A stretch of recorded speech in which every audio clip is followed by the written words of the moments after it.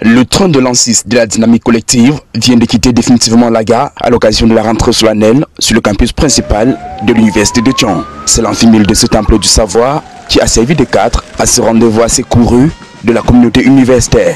L'an 6 de la dynamique collective, impulsé par le recteur de l'université de Thion, le professeur Roger Tsafarnan Fosso, est placé sous le sceau de la stratégie nationale de développement SND 30. En positionnant l'université de Thion en une université offensive, le patron des sciences fait de l'institution l'un des piliers essentiels de cette stratégie, qu'a d'ailleurs porté l'intervention du professeur Roger Tsafarnan Fosso devant l'assistance. Une stratégie pour la croissance et l'emploi, à partir duquel il y a eu une déclinaison de la stratégie économique de notre pays.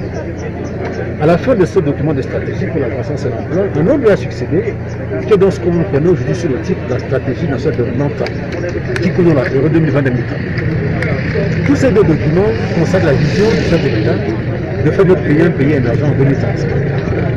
Eh bien, dans le cadre de la mise en œuvre de cette stratégie nationale de développement, le secteur de l'éducation, de l'enseignement et de la formation a reçu mandat de former des cadres qui soient insérables, employables, ou qui soient suffisamment innovateurs et créatifs pour résoudre le problème du chômage et de l'emploi. L'Université de Thion s'inscrit résolument dans cette vision du chef de l'État et décide donc d'inscrire cette année, la nouvelle année, dans le cadre de la stratégie nationale de l'enseignement supérieur 2030, pour faire en sorte que les produits de notre université soient de qualité, soient adaptés, soient employables et surtout soient capables eux-mêmes de créer leurs emplois. Je rappelle que notre université, une université absolument entrepreneuriale, a commencé cette œuvre gigantesque. Et nous avons déjà produit 56 entreprises. Pour l'université d'État, c'est très important de le souligner. Cette révolution arrive aujourd'hui comme une rencontre, comme un confort avec la vision du chef de l'État qui souhaite que les universités s'inscrivent résolument dans la professionnalisation, dans la création des emplois, dans l'innovation, pour faire en sorte que nos jeunes ne soient pas seulement des diplômés. Il a été précédé au pupitre par le maire Jacques Kemble Tchapgou, maire de la commune de Thion, qui est revenu sur les liens qui sont aujourd'hui plus que jamais soudés entre la municipalité et l'université qu'elle abrite avec des résultats prégnants. Garanties sont logés en bonne place dans la SDN 30, entendez stratégie nationale pour le développement 2020-2030, dans ses points 261 et 262, qui rappellent que le développement n'est possible que s'il s'appuie sur une population ayant des caractéristiques appropriées telles que une bonne formation, la bonne santé et un bien-être social et économique.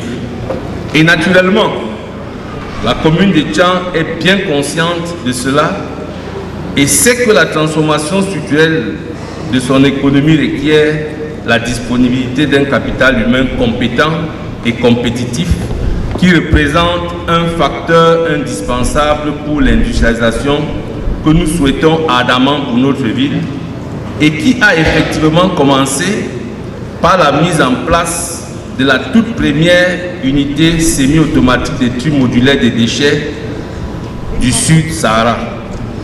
Comme pour inviter les uns et les autres à plus d'adhérents au travail pour cette année académique désormais sur les rails, quelques lauréats aux différentes compétitions, tant sur le plan sportif, ont été célébrés pour la circonstance, notamment les heureux promus dans le cercle restreint du concours d'agrégation CAMES. La préparation a été très longue, elle a été approfondie, elle a été très consommatrice d'énergie. C'est une préparation qui nous a obligés de nous éloigner des nôtres pendant un bon bout, parce que le concours est une activité extrêmement chaleureuse. Et ce qui fait qu'on était chagriné de l'éloignement de la famille, on était chagriné d'arrêter certaines autres activités, et tout ça pour le concours. Et la bonne cause, c'est pour la bonne cause, parce que là nous sommes reçus. Au départ, à la phase finale, on avait une soixantaine de candidats, et pour notre section, on a retenu qu'une vingtaine. Ouais, une quarantaine est rentrée. Et parmi les 40, il y en a qui venaient pour la 4e ou la 5e fois. Donc nous sommes retournés avec ce succès et ça prouve que ça valait la peine. Et qu'est-ce que vous dites à ceux qui vous ont venus, à ceux qui vous ont accompagné à atteindre cet objectif? Oui, merci. Le temps d'un message à la radio, vraiment, je suis très heureux d'avoir cette possibilité de pouvoir remercier. Je suppose même que ce temps ne suffit pas. Ça va au-delà. Je suis vraiment très reconnaissant à la dynamique collective de son père, notamment le professeur Roger Tsafarnamposo et toute l'équipe pour l'encadrement, le soutien, la motivation. Je pense également à la famille qui n'a pas été de reste et enfin les étudiants qui nous galvanisent à travers leurs réactions. Cette importante journée dans la vie de l'institution universitaire s'est surtout ouverte par une procession sur le campus principal de ce temple du savoir qui compte cette année dans son monde un peu plus de 28 000 apprenants venant de divers horizons et même des pays étrangers.